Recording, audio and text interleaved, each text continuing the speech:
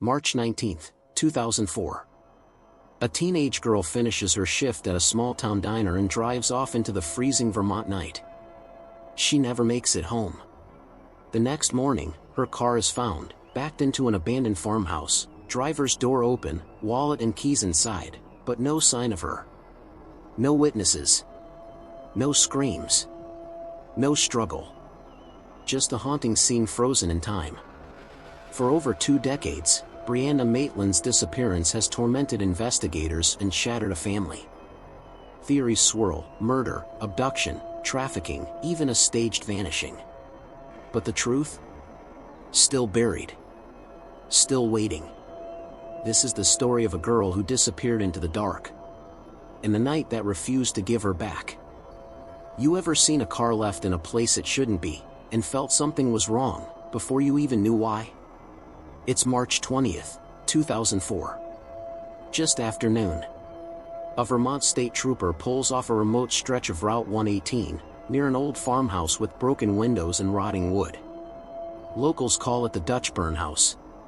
The trooper doesn't know it yet, but what he's looking at, an empty green Oldsmobile, backed into the side of the building like someone tried to drive through it, isn't just a case of drunk driving. It's the beginning of something far darker. A 17-year-old girl is gone. No witnesses. No signs of struggle.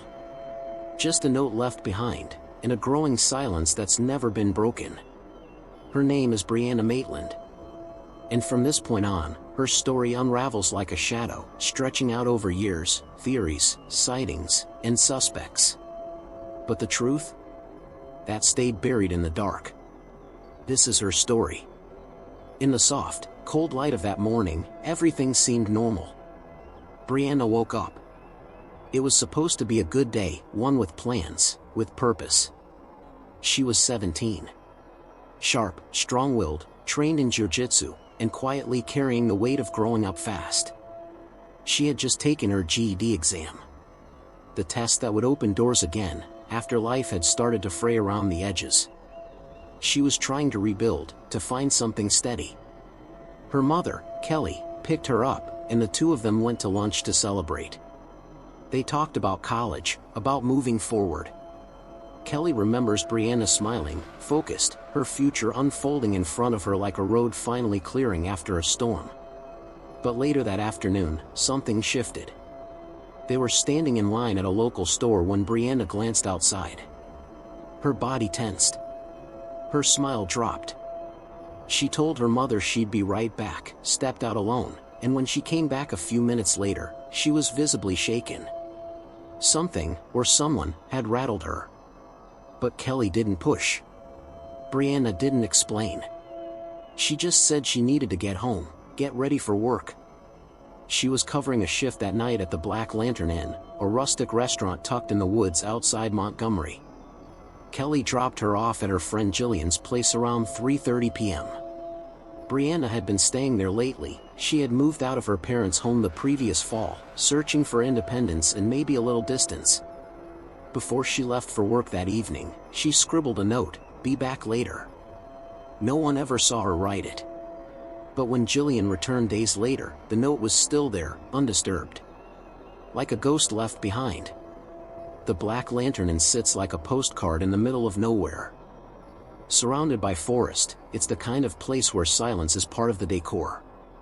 That night, Brianna showed up for her shift as usual. Nothing seemed off. Her coworkers said she was friendly, composed. She laughed. She cleaned. She told them she had to get up early the next day for her second job. At 11:20 p.m., she clocked out. She walked into the night, alone. Drove off in her mother's 1985 Oldsmobile. She said she was heading straight home. She never arrived.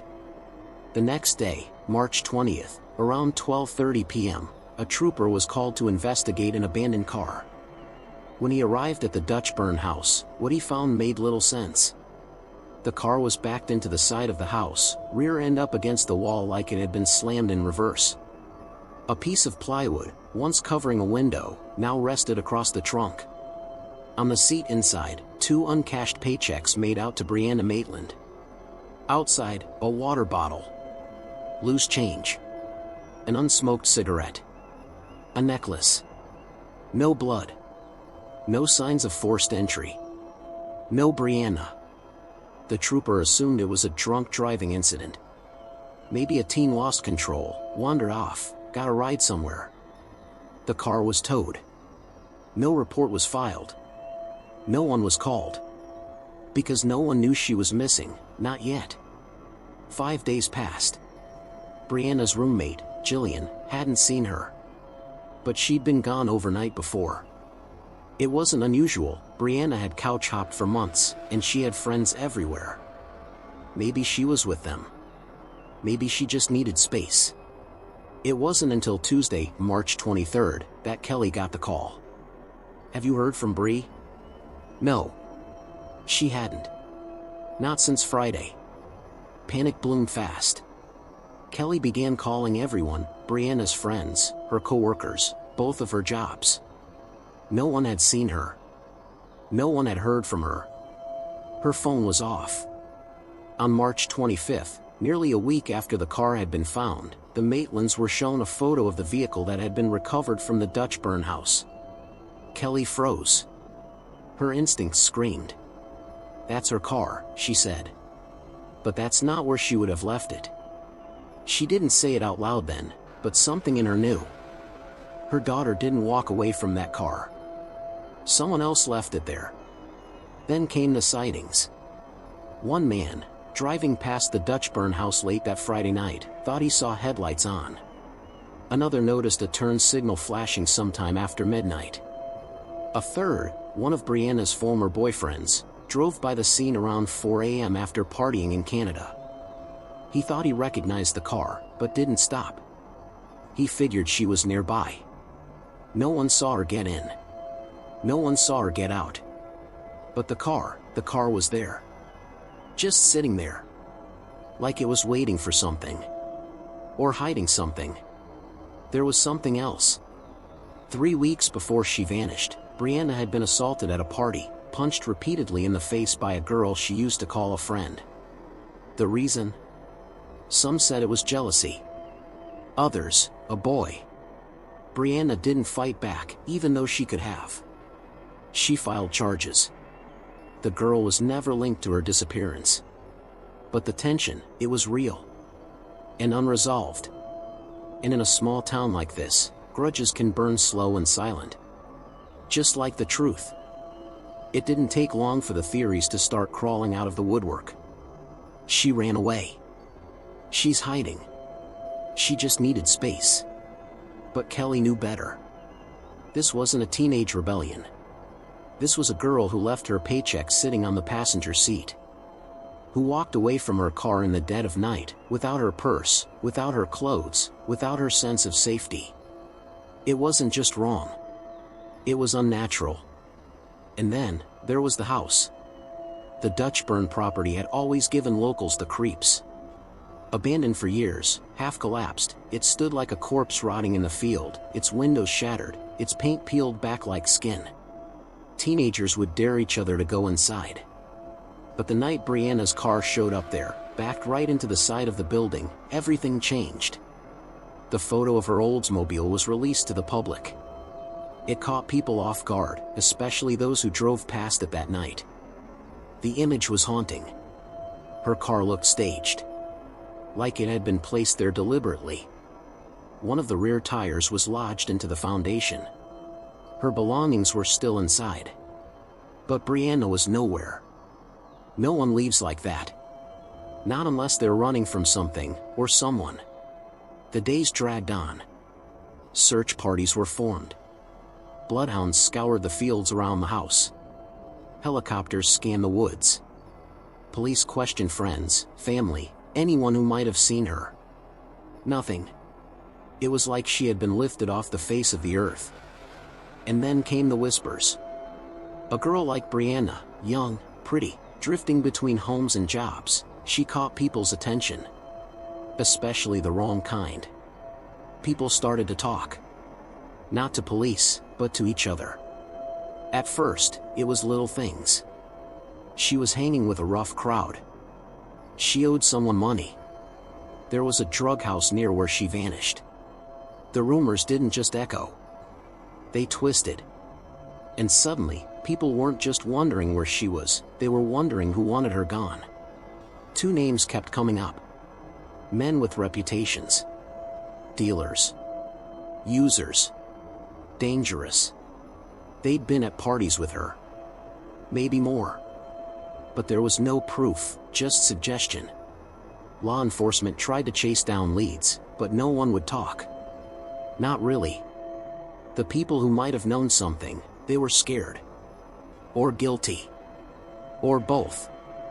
Then, in 2006, 2 years after Brianna vanished, something surfaced. A tip came in. And it was horrifying. An anonymous woman claimed that 2 local men had murdered Brianna inside a farmhouse, possibly over a drug debt. She said her body had been dismembered. Dumped at a pig farm. Erased. The names matched the ones police had already heard. And the woman? She passed a polygraph. Her details were specific. Chilling. But without a body, without hard evidence, there was no case. Still, police searched the farm. And found nothing. No blood. No remains. No trace. It was another dead end. But it shook everyone to their core. Because it felt too real to be made up. What people didn't know back then was that Brianna had been struggling quietly. She had dropped out of school.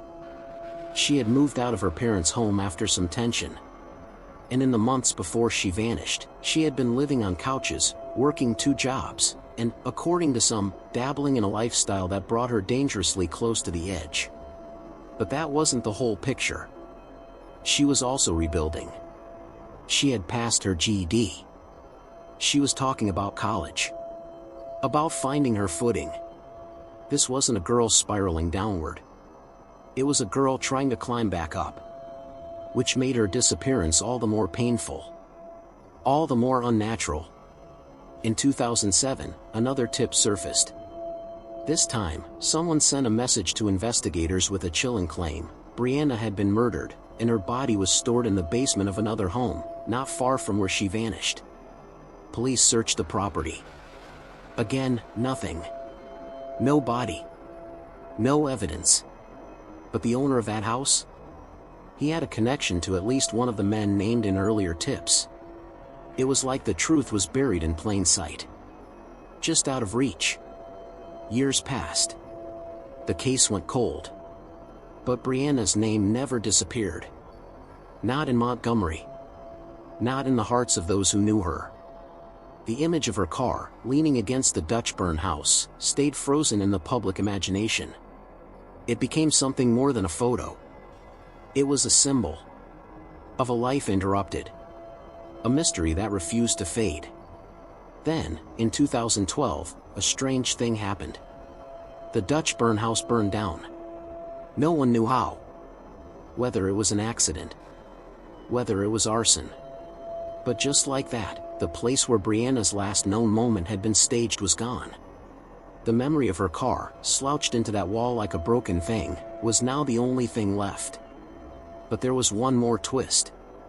In 2016, the Vermont State Police announced they had recovered DNA from Brianna's abandoned car.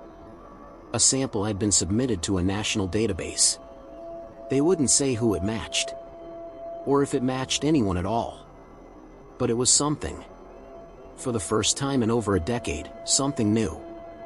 Still, no arrests were made. No public suspects named. Silence, again.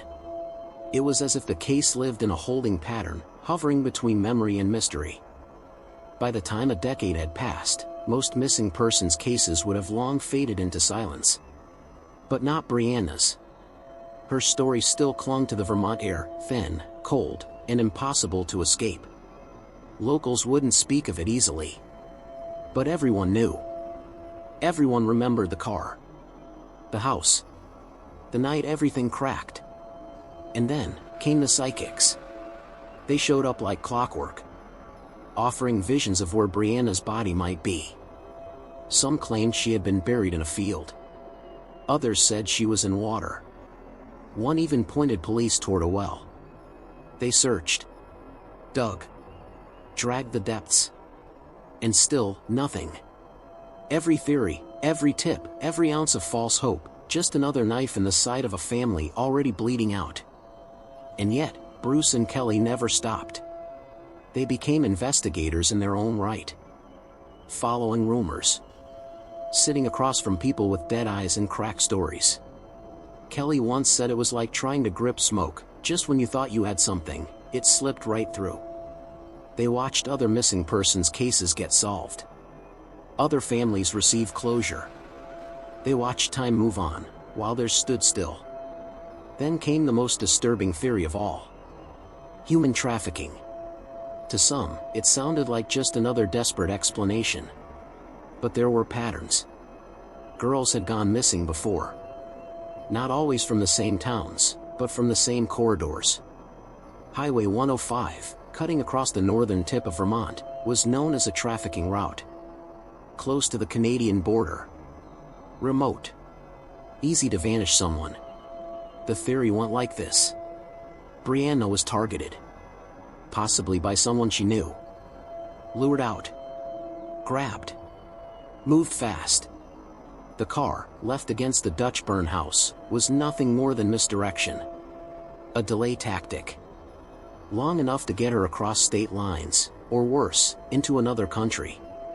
There was no hard proof. But then again, there never had been. In 2022, 18 years after Brianna vanished, there was one last glimmer of hope. A woman in New York claimed she had information. She told police that she knew someone who had been involved. Someone who had talked. She gave names. Descriptions. Even pointed to a remote property. This time, authorities acted quickly. They brought in the FBI. Dogs. Ground-penetrating radar. For a moment, it felt real. But when the search ended, nothing was found. Again. The lead dried up like all the others. Another chapter in a book with no ending. And that's what makes this case so uniquely cruel. There are so many possibilities. So many shadows. So many people who might have seen something, said something, done something, and didn't. The house is gone. The car is long impounded. But the wound? Still wide open. Brianna would be in her late 30s now. Some nights, Kelly imagines what her daughter would look like, laugh lines near her eyes, maybe a baby on her hip. She wonders if Brianna would have made it to college. If she would have left Vermont. If she'd still have that wild streak. That mischief in her grin. But she doesn't get to know. She only gets to wonder. The Vermont State Police have never officially closed the case. They still receive tips. They still follow leads. A new investigator took over in recent years, young, determined, hopeful. But as with all cold cases, time is both enemy and executioner. Memories fade. Evidence degrades. People die. And secrets go with them. What happened to Brianna Maitland? Was she abducted? Was she murdered by someone she trusted? Was she taken across the border? Or is she still alive somewhere? The truth remains buried under years of silence, missed chances, and whispered warnings. But someone knows. Someone always knows. And until they speak, until the full story comes to light, the only thing we're left with is a car leaning against an old farmhouse wall. Empty. Silent. And watching. Just like the night she vanished. Years have passed since that cold March night in 2004. Brianna Maitland's fate remains a question unanswered, her disappearance a shadow that still haunts Vermont's quiet roads. Her family's hope has not wavered, their search for truth relentless, but the silence endures. What happened to Brianna? Was she taken by someone lurking in the darkness? Or did she vanish by choice, into a world we may never understand? As we close this chapter, remember her not just as a missing person, but as a young woman with dreams, fears, and a life interrupted far too soon. This is not the end of the story. It's a call to remember, to question, and to never stop searching. If Brianna's story moved you, please like and share to help keep her memory alive. Subscribe to True Crimes Now and hit the bell so you never miss an episode where we unravel the darkest mysteries and give voice to the forgotten. Have any thoughts or theories? Drop them in the comments below. Your insight could help bring answers where there are none.